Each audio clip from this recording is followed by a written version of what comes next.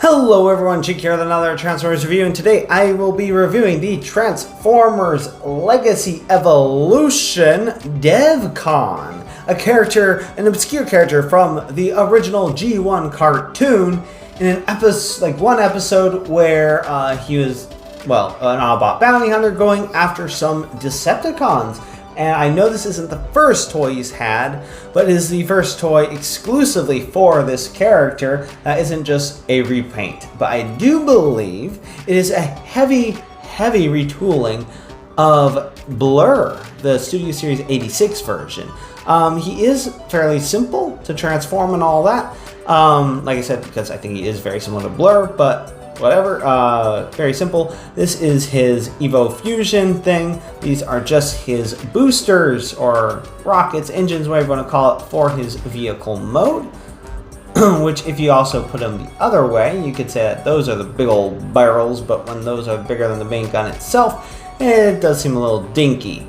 And then these, though, the way I think of it when it's on here like this, big old fuel tanks for like a flamethrower gun thing or whatever. Or you could just have him have his simple gun, which looks mighty nice. I think it looks like it's a gray with some silver paint on it. Oh, well, never mind. It is a blue with silver paint on it. Either way, it looks really cool. Definitely like that. And then these boosters, if you so desire to leave them on as they're supposed to be in vehicle mode, you can do that. It doesn't really impact his articulation. It just does make him look a little bit odd in his robot mode, a little less streamlined, but you can do that if you so desire. The head is absolutely exquisitely done, if you ask me. I do like that face. It doesn't look quite as stoic as I remember him from that episode, but then again, it's been a while since I've seen him. Seen that episode, and I do believe that is fairly accurate to the character. Other than, I guess that is kind of stoic, but he does look a little happy.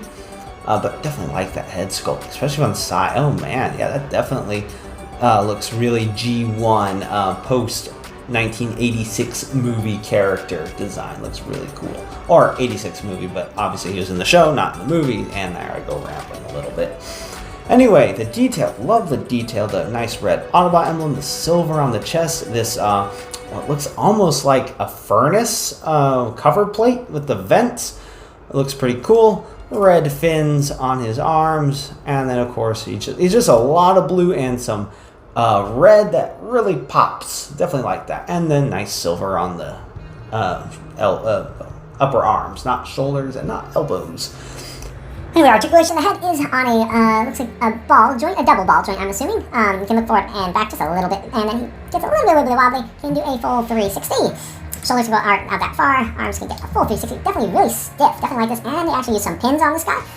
Pins, no pins for the elbow, so those could pop off and come back on. About 90 bend there. Bicep rotation. Nothing really at the wrist, but they do flip around for transformation. Waist swivel, something I think might be left over vestige of, whatever he originally was, unless this is supposed to open up. I don't think that's supposed to open up. But yeah, anyway, it's really weird. It's like a faux thing. Like I said, I think it might be from the Blur mold, if he is a heavy remold tool of Blur. And then he can do more than the full splits. Thigh rotation, a bit odd. It's not here. It's up, well, it has a shell around it. It's a little odd. About 90 bent at the knee, and these do not get in the way, which is pretty cool. And of course, ankle tiltage. And that's about it for Devcon's robot mode. So let's go ahead and get him into his spaceship mode. Alright, so first things first, let's go ahead and rotate his hands around. And this is one thing I was thinking about, is that, I mean, if you could paint these silver, that could be something that I could do, or anyone could do, that decides to get this figure, and you can pretend it's a flamethrower hand, which could be pretty cool. I mean, even if it's not a flamethrower, just having an engine exhaust out and then just turning it on in robot mode, if that is possible, would be pretty much a flamethrower. And then just go ahead and get this all pulled up and out in his backpack. And before you do that, you might want to go ahead and start messing with his legs, so just get these flipped out, pretty much just get them all opened up, and then just get his legs tapped together and flip around. And if you want to see if he actually is as close to Blur as a heavy retool of Blur as I think he is, I recommend looking at my Studio Series 86 Blur review if you'd like to take the time to do that. And then just fold these down, tabs in right in there, and then tabs in right there. And I noticed that the pre-order for I mean, obviously, at the time of the recording of this video, not at the time of when it's actually released, but at the time of recording this video, and by the way, he's in his vehicle mode now. Very quick, very simple. Definitely like it. It's a bit goofy, but like I was saying, the set for Senator Shockwave, and then same with Senator Ratbat and Megatronus, and then of course, or Minor Megatron, whatever you want to call him, and then of course, Data Clerk Orion Pax are available on Amazon. I noticed that Orion Pax is like a slight retool, or at least repaint of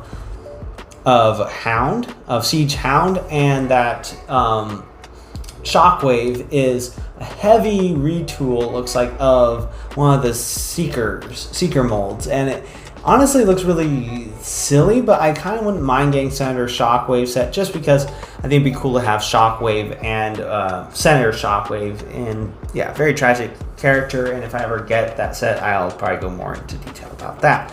But anyway, yeah, like I said, very silly spaceship mode. More for his robot mode. I don't remember if he ever transformed in the show. I really don't. If he didn't, well then I guess they got to do whatever they wanted for the vehicle mode. But if this is what he's supposed to look like, and they did a good job of it, well, congratulations for making an accurate, silly looking spaceship, which I can totally dig. Anyway, that is about it for Transformers Legacy Evolution Devcon. And if you like this review and you'd like to see more, please click that like and subscribe button to see more. And until next time, have a good one, everyone.